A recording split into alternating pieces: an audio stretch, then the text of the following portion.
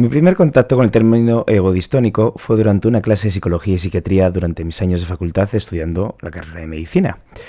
Desde mucho antes de estudiar mi amada profesión, sentí curiosidad y fascinación por la psicología, la psiquiatría y todo aquello que me diera un mínimo vistazo hacia el abismo inescrutable de la mente humana y sus intrincados mecanismos. En aquella clase, el profesor, probablemente teniendo como referencia a la hora de elaborar su ya sempiterno temario, el DSM-3, o Manual Diagnóstico de Enfermedades Mentales, algo así como la Biblia de la Psiquiatría y Psicología, elaborada por la Asociación Estadounidense de Psiquiatría, en el que vienen codificados y categorizados todos los desórdenes o patologías mentales conocidas o aceptadas hasta ese momento. Bien, pues en aquel momento afamado DSM-3, la homosexualidad aún venía catalogada como enfermedad mental, pero seamos objetivos y para desgracia del internet poco amarillista, no la homosexualidad como tal, sino lo que se definía como homosexualidad egodistónica, que se definía a grandes rasgos como atracción homosexual o hacia sujetos de su mismo sexo. Hablamos de una época en la que aún había dos sexos bien diferenciados y no se contemplaban letras, dualidades, tercios ni cuarto y mitad. Eran tiempos sencillos. No deseada o percibida como desagradable, con deseo o anhelo de poder sentir una atracción heterosexual, llevando todo ello a un importantísimo conflicto interno y rechazo de la propia condición, con los trastornos neuróticos y del pensamiento que de esa represión derivaban. Podríamos entrar a discutir si todo esto era propiciado o desencadenado por el ambiente social totalmente intransigente de la época, muy especialmente en Estados Unidos, hacia las personas homosexuales, cosa que por otra parte no logro entender cuando en la antigua Grecia, el antiguo Egipto, no solo esto estaba totalmente normalizado, sino que incluso visto como signo de refinamiento y alta clase social. Obviamente en el DSM-4 y posteriores, siendo que vamos ya por el 5, esta categoría diagnóstica fue retirada y a día de hoy como mucho existe como una broma entre psiquiatras, especialmente entre psiquiatras gays, catalogándolo como F100, dado que hay 99 trastornos codificados, pues ellos bromean con que la homosexualidad es el F100. Bien, pues toda esta disertación sobre el término ego distónico no tiene otra intención que recalcar una tendencia que llevo observando en el panorama político y social desde que uno crece y empieza a ver las costuras a este mundo, su gente y sus ideologías. Cuando, precisamente utilizando las herramientas que ese estudio de la mente humana te ha otorgado, ves como la gente, sea como mecanismo de defensa inmaduro del yo, sea como sublimación de una culpa interna que intenta expiar adoptando las posturas contrarias, hace como en la fábula de la zorra y las uvas, y se posiciona enérgicamente en contra de un sistema de valores y actitudes que, curiosamente, y si se dan las condiciones óptimas, amarían adoptar. Y acaban adoptando, manteniendo sin embargo, y contra todo pronóstico, el mismo discurso, y negándose selectivamente a aceptar que su sistema de valores o estatus ha cambiado, sea por intereses, fuere por hacérseles insoportables desde su autopercibida moralidad. Hablamos de los cerdos en rebelión en la granja, donde todos los animales son iguales, pero algunos animales son más iguales que otros. Hablamos de los adalides de la cristiandad y el matrimonio con amantes y prostitutas. Hablamos de Podemos y su catastrófica caída al vacío de la riqueza egodistónica. Es verdad que los partidos de la casta... Voy a comenzar con un muy escueto fragmento de las declaraciones o la declaración de intenciones de Podemos tras conseguir 5 eurodiputados y a posteriori vamos a compararlo con la situación actual. Es posible que a partir de mañana empiece a escribirse el fin de los partidos de la casta en nuestro país. Y sin embargo, aquí estamos años después, con una casta más amplia y más estómagos agradecidos que alimentar, los suyos incluidos. La primera propuesta que haremos será que los europarlamentarios se reduzcan el salario. Nosotros ya declaramos, firmamos un compromiso según el cual todos los eurodiputados de Podemos no podrán cobrar más que 3 salarios mínimos españoles, 1.930 euros. Bien, pues aquí empieza mi bien amada comedia involuntaria, aunque en el fondo no haga ni puta gracia. Empezamos con el señor Iglesias, que tenía un salario bruto sin complemento, recordemos que podía llegar a suponer hasta casi el mismo sueldo de nuevo, 70.000 euros brutos anuales, bastante diferente de esos 3 salarios mínimos propuestos hace un momento. Tenemos a su expareja, pareja en ese momento, que estoy segura de que entró por méritos propios y no tenía nada que ver con ser una de las amadas del líder, que cobra actualmente 75.000 brutos base más los suplementos de los que ya hablamos.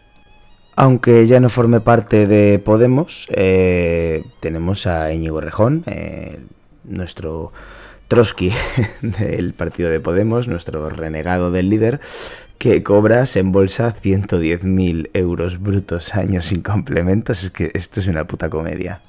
Y aquí llega, lo siento el chiste, pero agárrate a la silla, Pablo Echenique, que cobra 126.000 euros brutos, más lo que ya sabemos de complementos, cuidadores, etcétera, paguen B o no paguen B, que este señor, este personaje es precisamente de los que más se les llena la boca hablando de los ricos, pero señor Echenique, ¿es usted consciente del sueldo que cobra para la tarea que ejerce? Bien, pues sabiendo que las comparaciones son odiosas, especialmente en este último caso, aquí os dejo, según el Boletín Oficial de la Comunidad de Madrid, el sueldo que percibíamos los médicos internos residentes, los cuales fuimos básicamente carne de cañón y los que estuvimos, como aquel que dice, en la trinchera. Este es el sueldo base que recibimos los médicos en formación. Este es nuestro salario. Y este es el salario que cobramos los que fuimos voluntarios y otros obligados a IFEMA. Hay que tener en cuenta que este es nuestro salario bruto, al cual, luego se le descuenta el IRPF, obviamente, y que dependemos en gran medida de las guardias. Pero, ¿qué ocurre cuando caíamos como piojos? Cuando caíamos enfermos, unos sí y otros también, que no podíamos hacer guardias. Y cuando no podías hacer guardias, no podías cobrar más que esto que tenéis ante pantalla. Y sin embargo, nuestros amigos, los diputados, el pueblo, aquellos ricos egodistónicos estaban en casa, acojonados, haciendo videollamadas, quejándose, victimizándose, mucho apoyo, mucho aplauso, pero esto era lo que cobrábamos los que íbamos cada día en nuestro propio transporte hasta IFEMA. Hacíamos nuestro trabajo, veíamos morir unas cuantas decenas de personas, volvíamos a nuestro hospital, nos metíamos jornadas totalmente inhumanas de trabajo por este salario.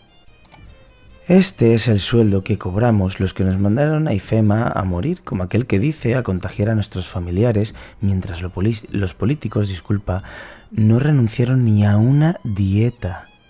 No nos pagaron dietas, no nos pagaron combustible, no nos pagaron nada. A mí, por mis 2 meses en IFEMA, no me pagaron un duro.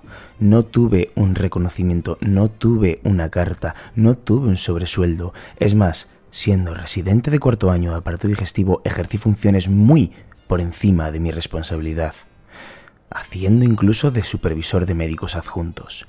Es decir, debería haber cobrado al menos un puesto de funcionario de primer nivel al servicio del gobierno, que era lo que deberían cobrar los diputados, pero no. Ellos en sus casas cobraron de 10 a 20 veces más que yo, mientras yo me jugaba la vida, yo y tantos otros compañeros. Y mientras tanto, ¿qué? ¿Teníamos que aplaudirlos? ¿Teníamos que aplaudir al partido del pueblo? Y esto nos lleva al acto final de esta comedia involuntaria, a la apoteosis de la demagogia y el cinismo, todos los ciudadanos son iguales, pero algunos son más iguales que otros. Nos lleva a la prostitución de todos tus principios y valores. Nos lleva a la caída del ídolo, al momento en el que se despojan de la máscara con la que han engañado a tantísima gente.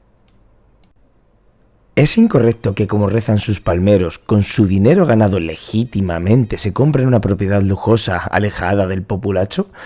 Para nada. ¿Sabéis lo que es incorrecto? La prostitución de tus valores. Podemos irrumpió en el panorama político haciendo suyo un movimiento social que surgía de la rabia y la impotencia de una sociedad sumida en la crisis y la desigualdad. Y al igual que hacen ahora, amalgamando cada vez más movimientos, los prostituyen, retuercen, deforman y exprimen hasta que no queda una gota de ellos. Ellos son el pueblo, ellos son los pobres, ellos son el feminismo, ellos son los derechos LGBTQ.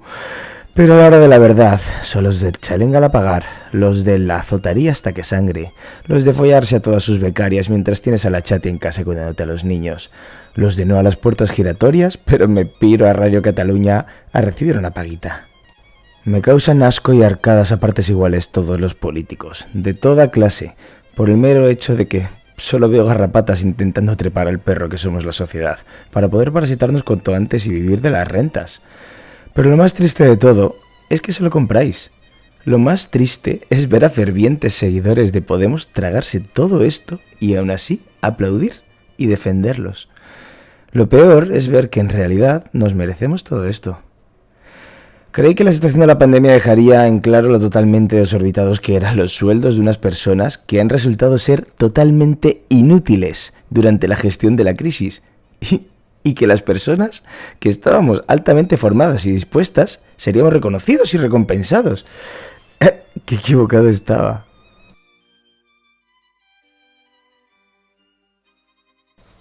Tenemos lo que merecemos.